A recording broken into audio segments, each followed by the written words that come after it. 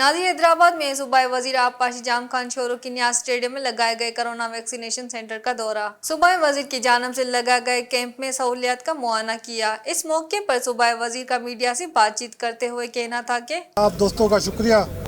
आज मेरा पहला दौरा हैदराबाद का मिनिस्टर बनने के बाद, और मैंने ये सोचा आप दोस्तों से बात भी की जाए। और इस वक्त सबसे बड़ा जो इशू हमारे साथ सिंध गवर्नमेंट के सामने चल रहा है वो है वैक्सीनेशन का इशू।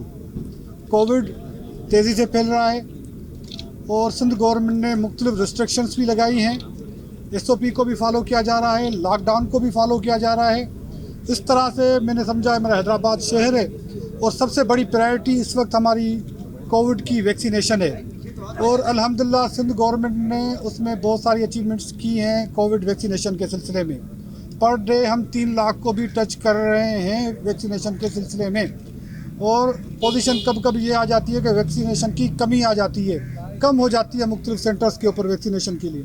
तो हैदराबाद मेरा शहर है, यहाँ पे 20,000 के करीब DHO साहब ने बताया कि इस सेंटर के ऊपर वैक्सीनेशन हो चुकी है, और टोटल 5 लाख के करीब और मुख्तलिफ सेंटर्स हैं। मैं जब भी हैदराबाद आऊँगा कोशिश यही होगी मेरी कि हम वैक्सीनेशन को फॉलो करें।